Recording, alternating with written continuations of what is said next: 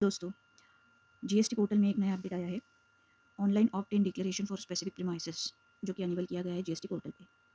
इसमें हो क्या रहा है, गवर्नमेंट ने अनेबल किया है ऑनलाइन फाइलिंग ऑप्ट इन डिक्लेरेशन जो है for specified premises GST portal के अंतर्गत for suppliers of hotel accommodation services, जो कि नोटिफिकेशन आया था सेंट्रल टैक्स रेट के लिए। The facility earlier available only through manual submission is now digitized to streamline compliance for the hotel and hospitality sector। पहले ये सिर्फ मैन्युअली सबमिशन हो रहा था, अलाउड था, लेकिन अभी इन्होंने डिजिटाइज कर दिया है। तो अभी हम लोगों को एक ऑनलाइन ऑप्ट इन डिक्लेरेशन फॉर्म भरना है स्पेसिफाइड प्रीमाइसेस के लिए। इसमें होता क्या है एग्जैक्टली देखो, पहले तो समझ लेते हैं स्पेसिफाइड प्रीमाइसेस क्या है।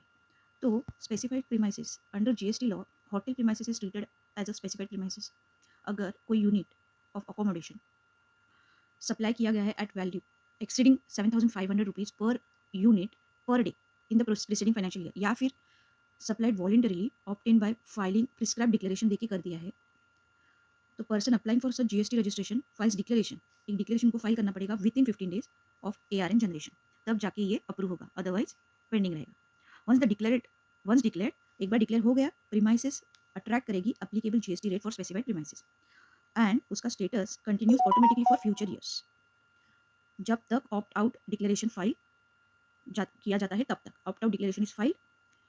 सी, once declared the premises attract the applicable GST rate for specified premises and thus status continues automatically for future years unless an opt out declaration is filed। अगर opt out declaration फाइल किया तब जाके वो change होगा, otherwise नहीं। तो इसमें important compliance note क्या होगा, इंपॉर्टेंट कंप्लायंस नोट ये है, ये देखना, sorry, declaration filed earlier for 25-26 were submitted manually। पहले जो होता था वो मैन्युअली सबमिशन होता था, ठीक है। With the introduction of this online system, अभी क्या होगा, हमें इलेक्ट्रॉनिकली फाइल करना है for financial year 26-27 within prescribed window to avoid incorrectness. GST rate application and future के जो भी कंप्लायंस रहेंगे, ठीक है, तो उसके लिए हमें ये ऑनलाइन फाइलिंग करने हैं। इंपॉर्टेंट कंप्लायंसेस यही है, हमें यही देखना है। एक सेकंड, वन सेकंड, अभी ये पहले समझ लेते हैं 7,500 प्लस पर यूनिट पर डे रूल क्या है।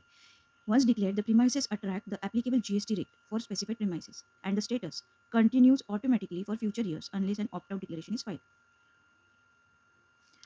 मतलब हमें ही अभी डिक्लेयर करके एक डिक्लेरेशन देना है कि देखो भाई, हम 7,500 हमारा ये है, एक्सीड हो रहा है, हमारा पर यूनिट भी इतना है, पर डे इतना है, पर डे रूल जो भी है हम खुद ही डिक्लेयर करेंगे, तब जाके हमें एज अ स्पेसिफाइड प्रीमाइसेस करके ट्रीट किया जाएगा। पहले ऐसा नहीं था, पहले क्या था, any unit of accommodation was supplied at a value exceeding 7,500 per unit per day in preceding financial year। अभी हमें ये पहले ये मैन्युअली होता था, अभी ऑटोमेटिक मतलब डिजिटाइज हो गया है, ठीक है। तो जो टाइम कंज्यूमिंग टाइम जो लग रहा था ना, क्योंकि मैन्युअली था, तो अभी वो टाइम बचेगा बिकॉज ये अभी हम डिजिटाइज कर रहे हैं। तो टाइप्स ऑफ डिक्लेरेशन अवेलेबल क्या है जीएसटी पोर्टल पे, एक तो अनेक्सर 8 है for existing registered tax payer opting in for subsequent financial year, और दूसरा है annexure 8 for new GST applicant to be file within 15 days of ARN जनवरी। अच्छा, इससे होगा क्या मालूम है कि अगर तुमने अभी तक, if you are existing specified premises hotel, आपका खुद का कोई होटल या फिर आपका कोई भी एक रूम है जो आप रेंट पे दे रहे हो, ठीक है, वो भी विच इज़ एक्सीडिंग 7,500 ना, तो आपको ये डिक्लेरेशन देना है। अगर आप एक्जिस्टिंग हो तो आपको ये स्पेसिफाइड पीरियड है, वहाँ पे आपको खुद को डिक्लेरेशन देना है, और वो तब तक वैसे ही, मतलब you will be considered as specified premises only, उसमें ही आप कंसिडर किए जाओगे, बार बार कोई डिक्लेरेशन देने की जरूरत नहीं है जब तक आप खुद ऑप्ट आउट नहीं करोगे। ओके, इज दैट क्लियर, ठीक है। और जो नए वाले हैं ना, इनको विद इन 15 डेज ऑफ, जो नए रजिस्ट्रेंट है जीएसटी एप्लीकेंट्स है, नए जो नए अभी अप्लाई करेंगे उनको एआरएन जनरेट होने के 15 डेज में उनको खुद को ये डिक्लेरेशन देना है, वो भी डिजिटाइज्ड। तो अभी मैनुअल को टाटा बाय बाय कर दो। फाइलिंग प्रोसीजर क्या रहेगा, तो फाइलिंग प्रोसीजर ऐसा रहेगा कि declaration can be file by navigating to services, registration में जाके वहाँ पे declaration for specified services premises already है।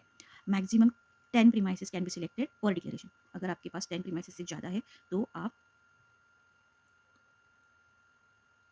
डिक्लेरेशन कितना दे सकते हो, maximum 10 premises can be selected per declaration. एक डिक्लेरेशन के अंडर आप 10, मतलब एक डिक्लेरेशन देना है उसमें आप 10 प्रीमाइसेस इंक्लूड कर सकते हो। तो separate reference number and downloadable PDF are generated for each such premises. Email SMS वो सब आपको अपडेट कर देना है।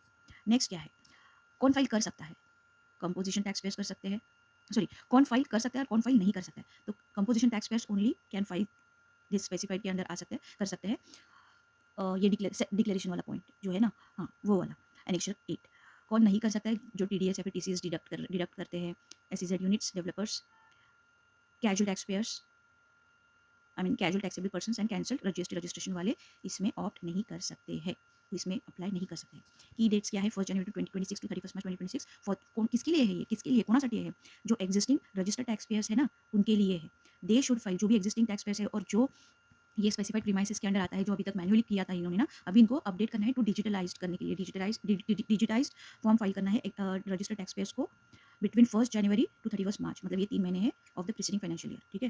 पहले वाला जो अपडेट किया है, मैन्युअली किया है, ठीक है, लेकिन वो अभी हमें पोर्टल पे ऑनलाइन डिजिटाइज करने के लिए आपको ये 3 महीने का समय दिया गया है। तो जल्दी जल्दी से कंप्लाइंस करना स्टार्ट कर लीजिए। फाइलिंग प्रोसीजर क्या है? Declaration can be file on GST portal bye navigating, ये तो मैंने बता ही दिया है। सर्विसेज में जाके रजिस्ट्रेशन वाला टैब पे जाके डिक्लेरेशन फॉर स्पेसिफाइड प्रीमाइसेस करना है। Maximum remember very very well, ये बहुत इंपॉर्टेंट है, मैक्सिमम 10 प्रीमाइसेस के लिए है, can be selected per declaration, ठीक है।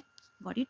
तो जल्दी जल्दी सब्सक्राइब करें, ऐसे ही अच्छे अच्छे एकदम ईजीएस्ट वे में मैं बताऊंगी आपको ये सब, जो भी अपडेट्स आएंगे, जो भी कोई भी चीज़ आपको समझ नहीं रही है तो प्लीज़ कमेंट, कोई भी चीज़ के बारे में, कोई भी कंप्लायंसेस या फिर कोई भी एक्ट, कोई भी टॉपिक के बारे में आपको स्पेशली नॉलेज चाहिए तो प्लीज़ आप कमेंट बॉक्स में ज़रूर कमेंट करें, मैं उसके ऊपर ज़रूर वीडियो बनाऊंगी to in a very simplified manner. तो चैनल को सब्सक्राइब करें, लाइक करें, शेयर करें और अपने दोस्तों को भी बताएं। Thank you so much.